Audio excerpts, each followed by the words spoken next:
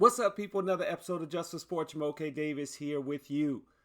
And this is a show that will have another great personal experience for me. I'll share my story about the FIFA Club World Cup. We'll talk about the Florida Panthers going back to back as Stanley Cup champions. The Pacers made a good run. Do they have anything left in them? Not quite sure.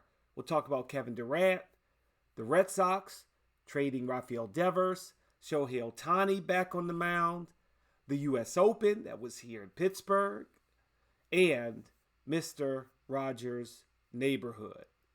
But first, we're going to start with my personal experience. I decided, as I'm wearing this shirt here, I went to the FIFA Club World Cup. Did I know much about it going in the fact that it had been in existence for years before by FIFA? Went away, came back. Now it's expanded to 32 teams. No. When I think of FIFA, I think of the World Cup. So when this opportunity came up, where FIFA decided to start the Club World Cup again and expand it to these 32 teams. And I looked and saw, well, wait a minute, Chelsea's in it, which is my team. So naturally, I became excited at the thought of not so much, and I talked to several people about this who follow or, different Premier League teams, MLS teams, La Liga, etc. And the excitement for me was the fact that whenever I've been able to see Chelsea here in the States, it's been a friendly, right? The reason why I became a Chelsea fan, saw them in the friendly in Pittsburgh, Heinz Field, Didier Drogba's first game, Chelsea versus AS Roma. I got to see them in the friendly this summer. Was Chelsea versus Manchester City in Ohio. I did get to see Chelsea in England. When I went there with the Wizards, got to see Chelsea play at Arsenal, which was great to be right there on the pitch to watch them. But now to be here and on American soil and be able to see Chelsea play in a match with some consequence was exciting for me. It was the first game for Chelsea in the FIFA Club World Cup. They were playing LAFC, an MLS team that, is nothing to sneeze at, but it is MLS. And the atmosphere was exciting for what it was. I'm not going to pretend that the stands were filled. They weren't. It was probably a third full in Mercedes-Benz Stadium in Atlanta. But the section that I was in, which made me, I felt very lucky, was like I was in a sea of Chelsea fans. And that was exciting to be around people that you didn't know, but you were brought together by a soccer team. I was high-fiving people I didn't know and will probably never, ever see again. But we could talk about Chelsea. And that was the most exciting part of seeing the FIFA World Cup, Club World Cup, that you didn't know what you were going to get. Made it on the Jumbotron, which was, I enjoyed that experience, even from a fan perspective, if I understand what it's like from a team perspective to, try to find shots of fans and get them on camera.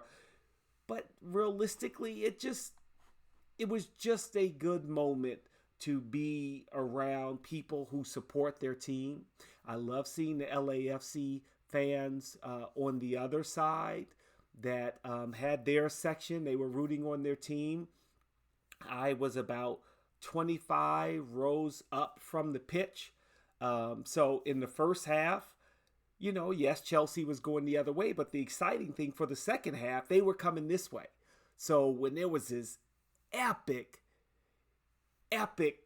play And there were multiple ones. And I can't tell you the number of times I'm going to put a video together where everybody's like, oh, you go up, you go down, you go up, you go down. And realistically, there is something about being a part of an experience that realistically, it just didn't matter to me how many fans were in the stands. And if you decide to go to a FIFA Club World Cup game, I know Chelsea is playing in Philadelphia for the next 2 games on, I believe, Friday and Sunday. In many ways, I just feel like it shouldn't matter. You should just want to go to experience it. And the fact that I was there for the group stage was really great.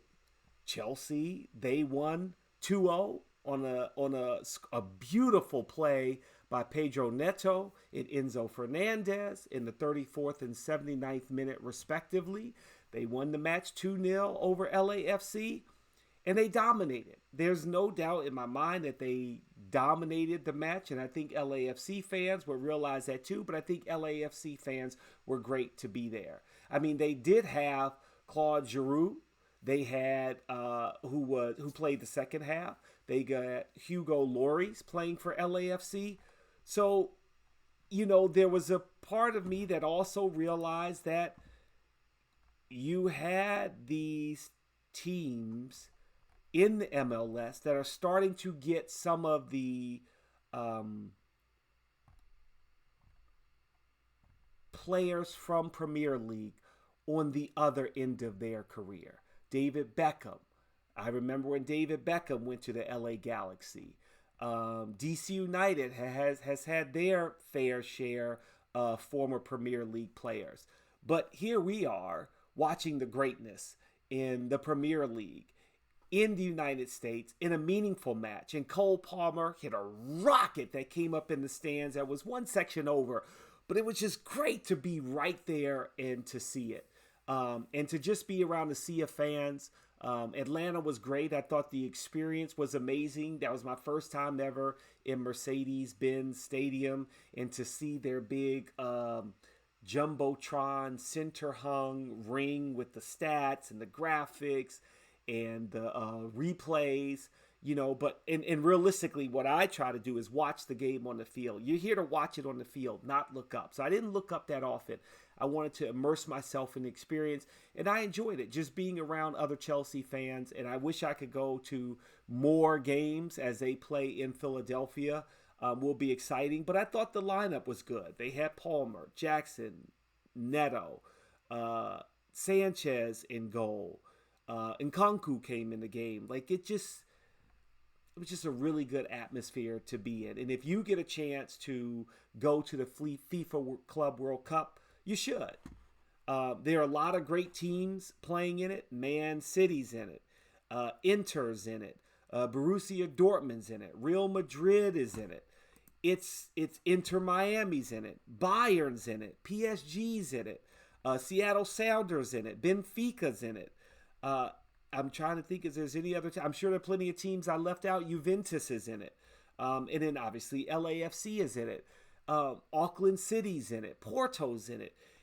32 teams playing for the FIFA Club World Cup. It's not the World Cup. I get that. And it's funny, as soon as I got into the airport, there's a big sign that had a countdown to the World Cup, which will be coming to the United States in 2026. To me, this wasn't a barometer of how U.S. fans will want to, because you're thinking about those fringe fans, not necessarily the diehard fans. I feel like I am somewhat of a diehard Chelsea fan. Maybe not really, because I didn't travel from England to follow them, and I'm not going to the other games. But there is a real opportunity for FIFA to have the Club World Cup. I know they did it on purpose. In the city that's going to have the World Cup the year before as a tune-up for the World Cup, a lead-up to it. And I think this is a great lead-up. It was exciting to be there. And it was so cool to root on the Blues and see Chelsea play in a meaningful match. Now, That being said, it's the FIFA Club World Cup. It's not the World Cup.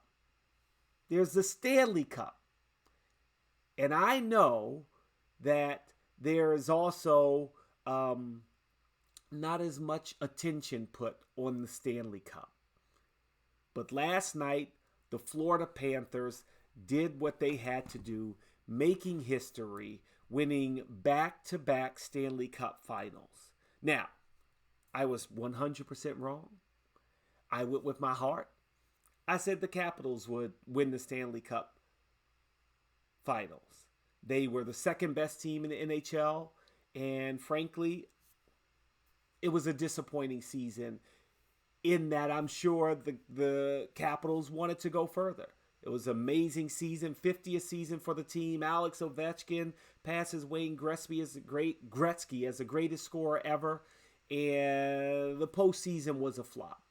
No one expected Florida to be where they are, right? They were 10th in points. There were 9 teams ahead of them that had over 100 points, including the Capitals, who were the best team in the Eastern Conference. And the Florida Panthers were down there. But they had the championship pedigree. They were the defending champs. And no one, including me, gave them a chance. Then when we get to the Stanley Cup Finals, here I am saying Edmonton's going to win it. And going in, yes, I did think Edmonton had a chance. But there was something about this Florida Panthers team that they were just so dominant. It almost looked like Edmonton didn't belong, that they were overwhelmed. Yes, they won the first game in overtime, and they won, if I remember correctly, game 3 in overtime, not looking at the stats right now. But Florida, I mean, even in their dominance in this cup clinching game, they were up 5-0. They were up 2-0 in the first period. The final score was 5-1, and it showed that Florida was a better team. It showed that Bobrovsky was just standing on his head as a goaltender the entire playoffs. Bob. Sam Bennett, who was a Conn Smythe Trophy winner, played out of this world. But the player who I actually thought should have gotten the Conn Smythe Trophy, that I think was pivotal in the Florida Panthers winning back-to-back champions, was Brad Marchand. He was a midseason trade to the Florida Panthers after he and Boston couldn't come to an agreement on a long-term deal. And man, this is the second in probably a 2-week time period that Boston, I hope that they're not going to have to witness Rafael Devers winning a World Series title with the San Francisco Giants. But now Boston fans are having to watch 2 great Boston players, one in the NHL and Brad Marchand, and one now Rafael Devers with the San Francisco Giants. You're going to have to watch what could have been and should be greatness in a Boston player now playing for another team.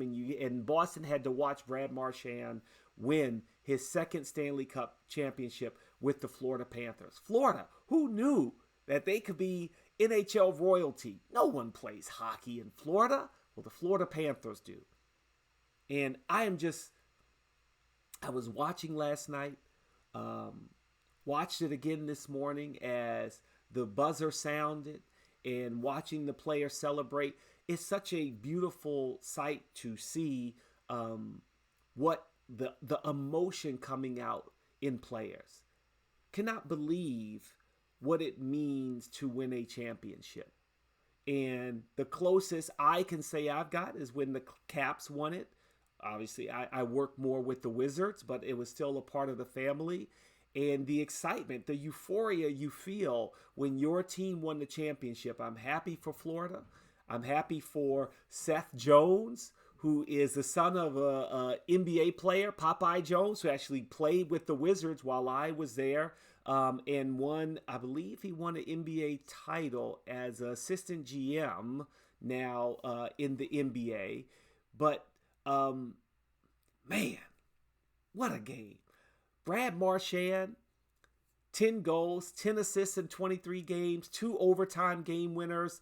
You couldn't ask for more out of him. You couldn't ask for more out of the Florida Panthers team. I feel bad for Corey Perry. He was playing on Edmonton. I think this was his 5th Stanley Cup final and has never won it. Man, that's got to be tough. But congratulations to the Florida Panthers. I'm sure they're going to enjoy it and defend their back-to-back titles next year. It's amazing already the odds are out and they are not the favorite to win the the NHL championship, which is just, I don't know how, because they won it back-to-back. I think they should be the favorites. And in my mind, they will be the favorites. But I think it is going to be important, which is tough because the reporter asked at the end, hey, Brad, are you coming back? He said, I just want to enjoy this right now. But I think that Florida is going to have to think about, hey, do we bring that core back? And how could they not? How could they not? Speaking of core, and as I stumbled and said NBA Finals instead of NHL Finals, I'm going to turn to the NBA Finals. It's over for the Indiana Pacers. It was a great run for them. And I'm bummed. And the reason why I start with why it's a bummer for the Indiana Pacers and not starting with the Thunder is because of the injury. There are reports that Halliburton has a calf strain and he had an MRI. And I'm sure they're going to be mum about whether he will play in Game 6. But this is the Oklahoma City Thunder's year. And when I think about, as I've said many times, did a team win it or lose it? Florida Panthers, they won it. Oklahoma City Thunder, they are going to win it. They were the best team in the NBA all season. And in many ways, it has shown. It has shown what they have done on the offensive and defensive end. Jalen Williams, 40 points in Game 5. I would say this was the first time, and not even so much in a way that I would say that defensively, I unfortunately think that Indiana did not do what they should have been doing defensively on SGA. Multiple games, I think he got to his spots. They didn't make him uncomfortable. He was within his rhythm. And I don't think realistically they ever really slowed down Shai Gilgeous-Alexander. Even in Game 4, Indiana should have won Game 4. It very well may have been a different series if they were up 3-1, obviously. But for Oklahoma City to go on a 12-1 run, I know the referees had some controversial calls. One, a non-travel on SGA, and an offensive foul not called on SGA. But the bottom line is, just like Indiana dug deep and pulled out a win in Game 1, Oklahoma City dug deep and pulled out a win in Game 4. But the issue for me is that it's one thing if a player is just playing out of this world and you can't really stop him, if you will. But I just feel like, unfortunately, Indiana played SGA straight up. He picked his spots. In Game 4, when the Oklahoma City Thunder couldn't even hit a 3, the fact that they won this game on really 2-pointers, getting that mid-range shot, it shouldn't have happened. If you looked at the stats, you would say, oh no, Indiana's definitely going to win this game. And yet, it really seemed like SGA did whatever he wanted. 15 of 38 from inside the paint, 18 to 24 when he's really close to the basket. He's only taken 19 threes. The majority of his shots have been mid-range. And I bring that up to say, I am almost surprised that there weren't more double teams, that you let SGA get to his spots in the three-point line. I'm not going to say so much in the paint, although he did really get to the rim a lot. I just think defensively, the game plan was not set up to slow down Shai Gilgeous-Alexander the way that they should. And it showed. It showed in the fact that Oklahoma City is on the brink of winning the NBA title. It showed that, SGA has pretty much dominated in a way that you can't look at Tyrese Halliburton as a star for Indiana and say, oh, Oklahoma City locked him up. Throughout most of the series, he had obviously the game winner in game 1. He played great, almost a triple-double in game 3. But overall, you would not say Tyrese Halliburton had a great series. And yet on the other side, there's no way you can say SGA didn't. SGA's ability to get what he wanted is just, it's just been great. He's just been great. And I am just, what do you say about the performance by the Oklahoma City Thunder and what Sam Presti has built in Oklahoma City, not just in SGA and making that great trade and now playoff P. You can thank Paul George for helping Oklahoma City win the NBA title. But Chet Holmgren, the only player on this team that's a top 3 pick, Jalen Williams, Lou Dort, Cason Wallace. You talk about the free agent signings of Isaiah Hartenstein. You had Alex Caruso. It's just been... I was very hard on Sam Presti, and I think rightfully so, and the Oklahoma City front office and ownership group when they broke up what arguably may have been the greatest team of all time if you had kept them together in what they could accomplish. And that was Kevin Durant, Russell Westbrook, James Harden, Serge Ibaka. They go to the NBA Finals. They're all young players playing against LeBron James and the Miami Heat. Right? That was LeBron James and the Miami Heat. And they lost in NBA Finals. Then James Harden goes. They're like, oh no, we're just going to keep Serge Ibaka, let James Harden go to Houston. Then Kevin Durant, Russell Westbrook leave. And not that I never thought that Oklahoma City Thunder wouldn't be where they are today, but it was a long road to get back here. And Sam Presti has to be lauded for what he has done in the way he has really orchestrated and put together a great team. Just a great team. And that begins with SGA, who had 31 points in game 5, 35 points in game 4. He's just been spectacular. And I just, if that's the one thing I would say, he's averaging 32 points per game. If there was the one thing I would say,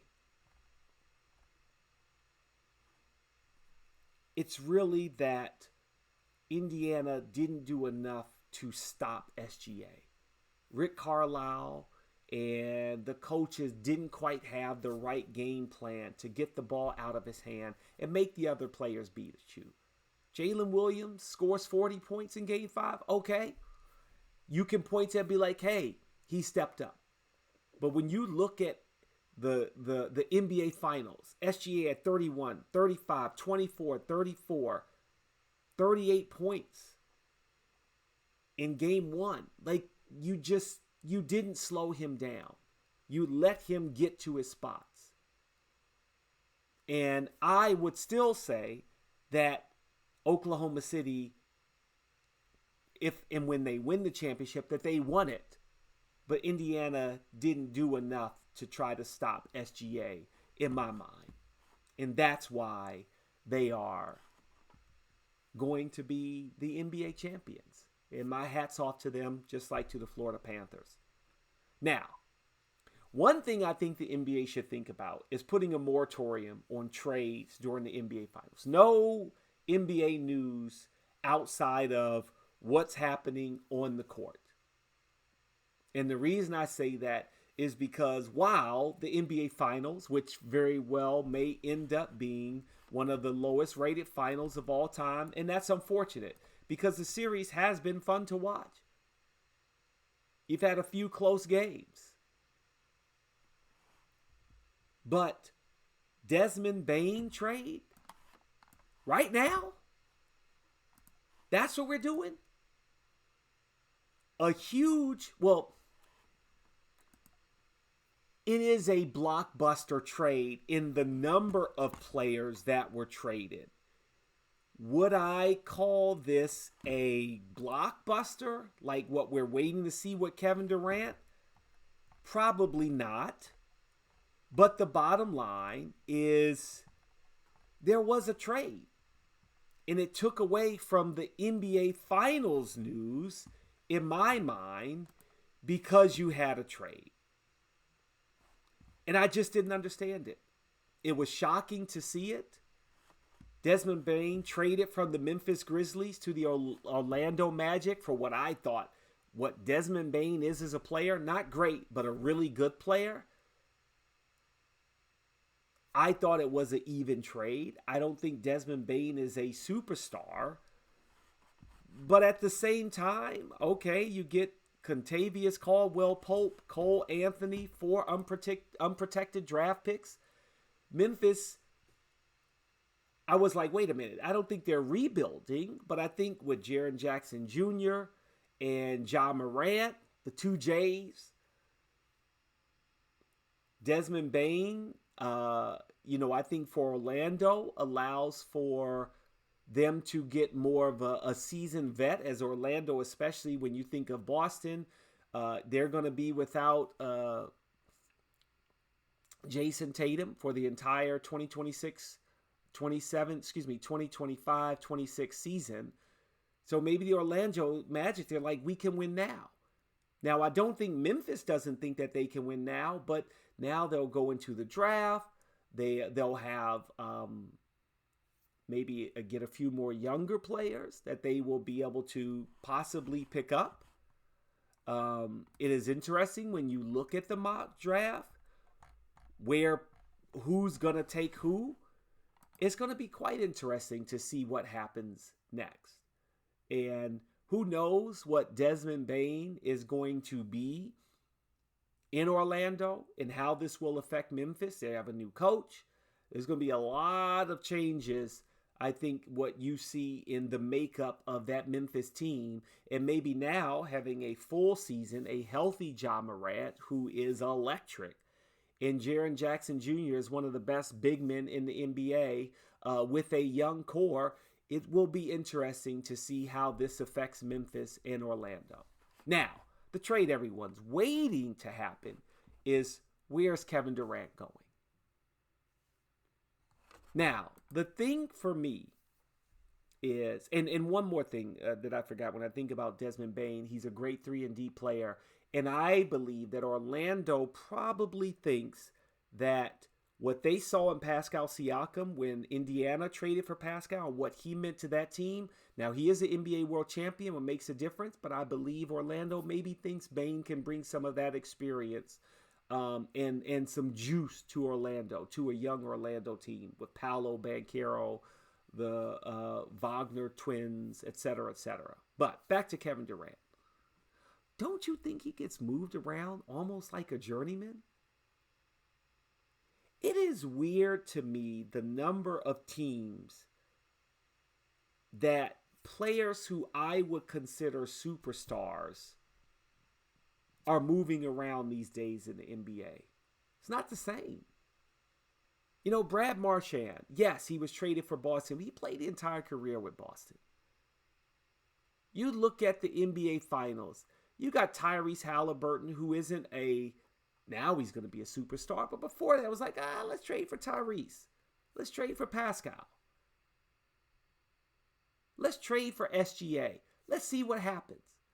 But those guys, to me, were like not role players, core players, but not superstars.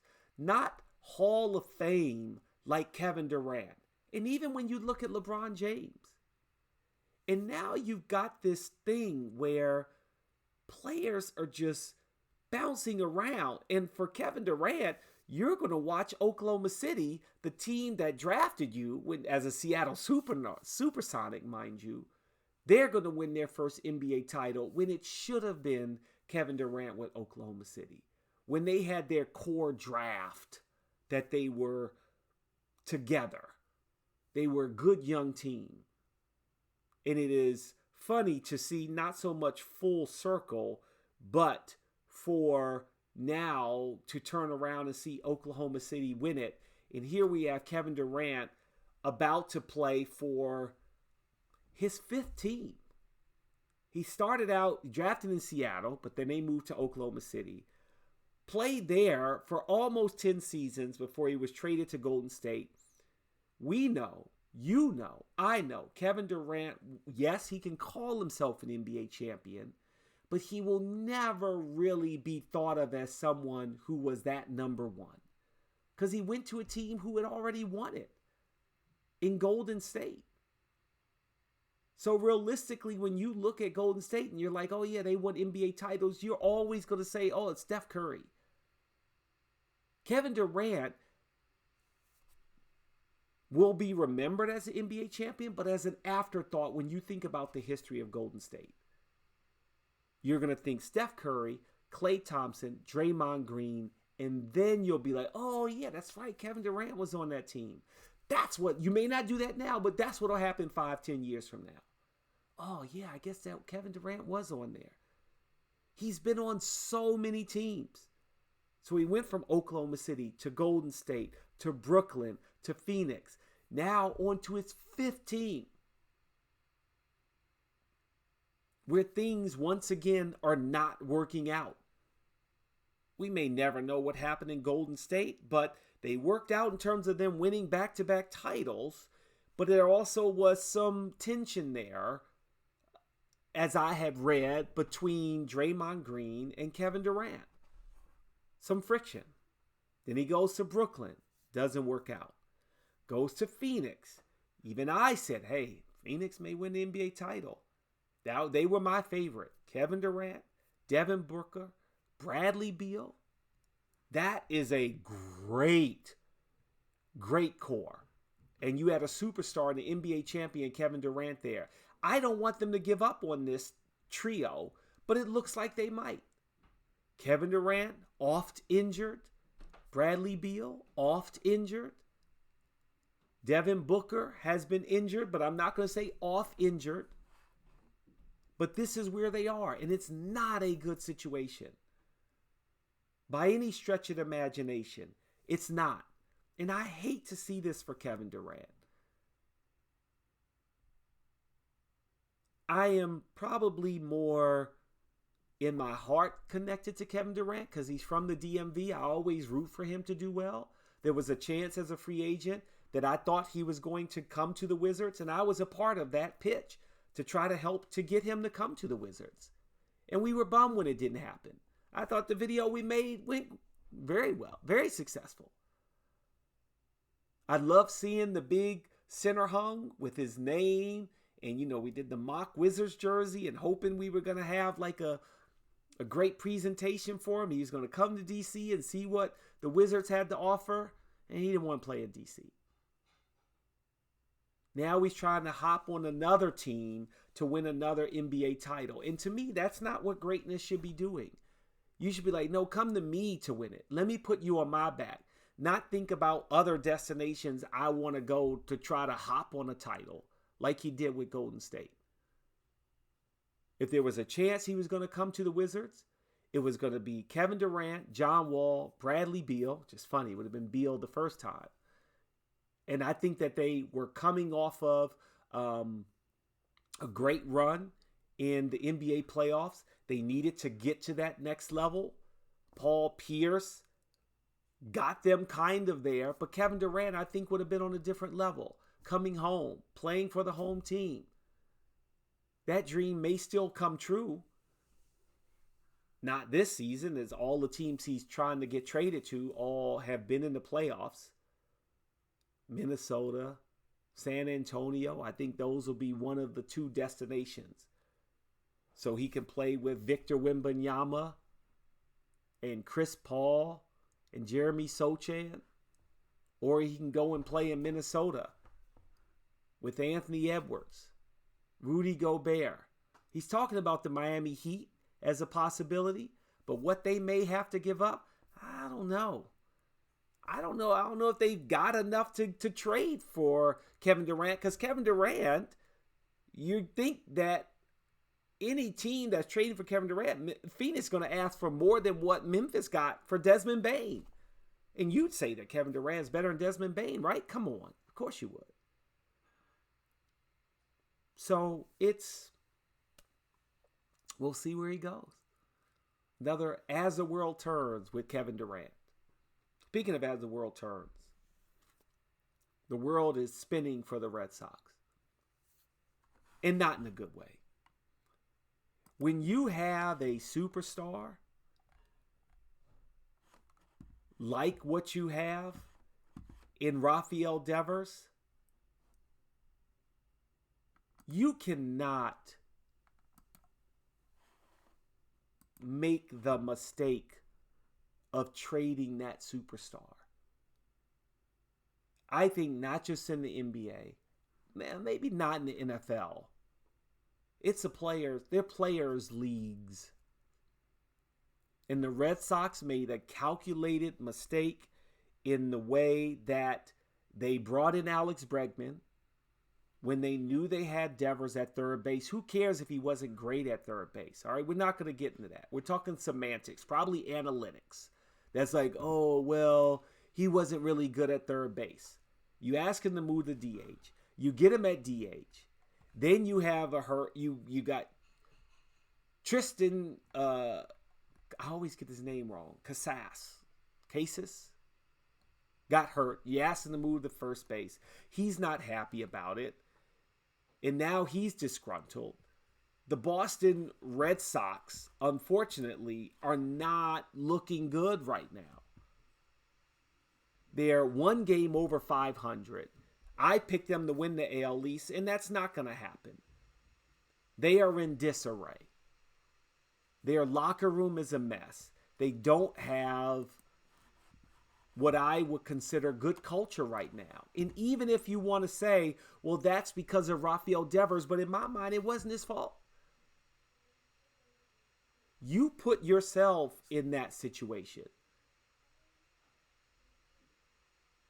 And this reminds me of how I could not believe when the Red Sox traded Mookie Betts. And now he's with the Dodgers. And they've won the World Series twice. Probably will win it again. You know, if you're the Red Sox, as I mentioned, you had to watch Brad Marchand win the Stanley Cup. You may be watching Rafael Devers win the World Series with the San Francisco Giants. They have not had a slugger like this since Barry Bonds, probably. Now, the funny thing is, he goes into San Francisco where they have a first baseman, a third baseman too. And it's like, okay, let's see what we're going to do. Maybe we're going to be DH. But he's happier. He knows what situation he's getting into. He feels comfortable.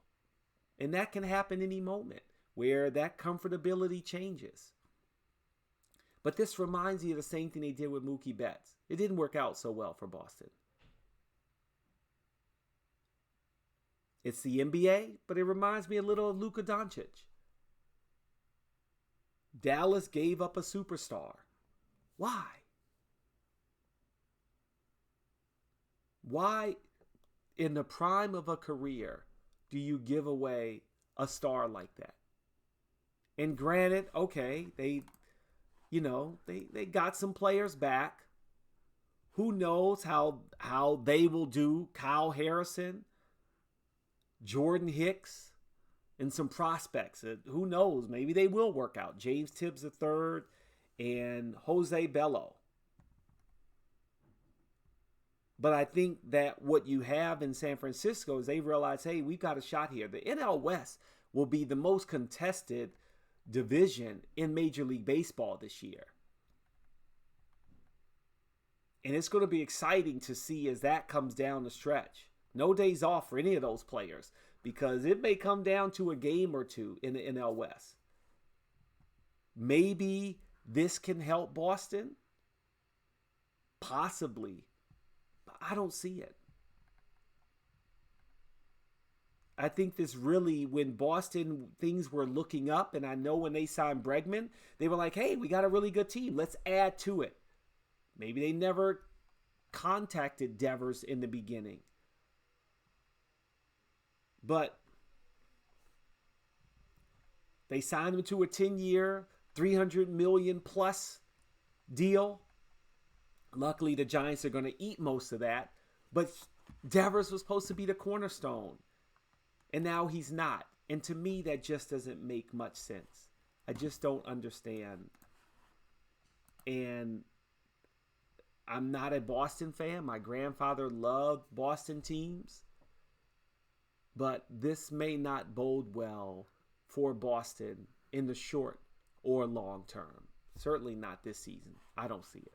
I don't see it. U.S. Open. It's played in Oakmont. In my new backyard, if you will. Was driving by it a lot on my trips back to D.C. Hearing about or seeing the signs that says 125th U.S. Open here at Oakmont. I didn't go. Should have went. That was disappointing. I chose FIFA Club World Cup over going to the U.S. Open. But the thing for me that I was surprised by is that it lacked stars. Happy for J.J. Spaun. He won it. On the final round on Sunday, he started with 3 straight bogeys, 5 out of 6 bogeys to start. But he finished with 2 birdies on the 17th and 18th, a 40-foot putt to win the U.S. Open in rain, which is exciting. But to me, it lacks stars, right? You wanted to see Rory McIlroy, Scotty Scheffler, John Rahm competing for the U.S. Open, along with J.J. Spaun. Nothing against J.J. Spaun. Fine, he's there too. Sam Burns, right there. Victor Hovland, right there.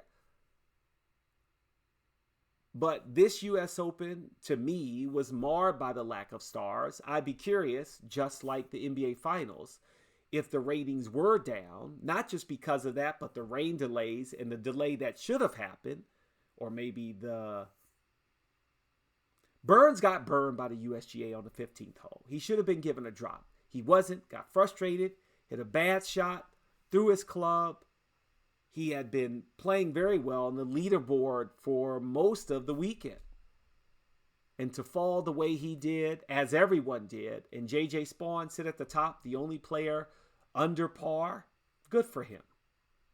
Good for him. I'm happy for J.J. Spaun, happy for Oakmont.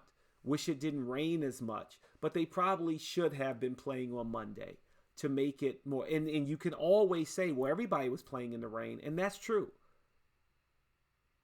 But did any fan really like watching the U.S. Open like that? Now, granted, Monday had rain too, so Maybe that's where the USGA, the amateur organization, because this isn't the PGA, said, hey, we're just going to keep playing because there's rain in the forecast all week in Pittsburgh. It's been raining all spring if you weren't from Pittsburgh. You weren't following the weather leading up to the U.S. Open. It was just rainy. But, shout out to my neighbor, Nick, who got me a nice shirt. Happy about my shirt. I love collecting shirts as I got this FIFA shirt on right now. Of the different places I've been. I used to collect tickets, but now they're always digital tickets. So it's hard for me to get a paper ticket to commemorate a game that I went to. But I'm going to email FIFA. I'm going to try that. Last thing I want to talk about. It was disturbing, but I got to admit it's kind of cool. I went to the Strip District for maybe the fourth time since I've been back in Pittsburgh. But I had never been on the actual strip where there are a bunch of stores. There's a fish market, there's some restaurants, place where you can get trinkets, a lot of places where you can get Pittsburgh sports memorabilia. And I gotta admit, there was a pretty cool shirt there. There was a pretty cool shirt there that might be one of the more iconic shirts ever in Pittsburgh history that I will never buy, but my hat goes off to whomever creatively thought of this. And the shirt says, Mr. Rodgers Neighborhood. Now, not for the Mr. Rodgers that you may know in Fred Rodgers, but for Aaron Rodgers, the new Pittsburgh Steeler. Greatest t-shirt ever. I couldn't help but laugh. I was like, touche. Even if I didn't think he was going to be a Steeler, even if I have talked about that I think Mike Tomlin and Aaron Rodgers are kind of at the same point in their careers. Both have, one as a coach, one as a player. Both have won one Super Bowl. Both are trying to hold on to their careers respectively. And not that Mike Tomlin has had losing seasons, but in Pittsburgh there have been rumblings like, hey man, you haven't won a playoff game in 5-6 years. Yes, you have never had a losing season, but they're 9-8, 8-8 seasons. Then you got Aaron Rodgers, who is on the tail end of his career, who's not Tom Brady, but thinks that he can still have one or two more, seasons in him where he can play at an MVP level. And maybe both of their careers are riding on what happens this season. But there is no doubt that if they play well together, Pittsburgh will definitely be Mr. Rodgers' neighborhood. We shall see. That'll do it for Just for Sport. I'm Jumoke Davis. Ciao for now.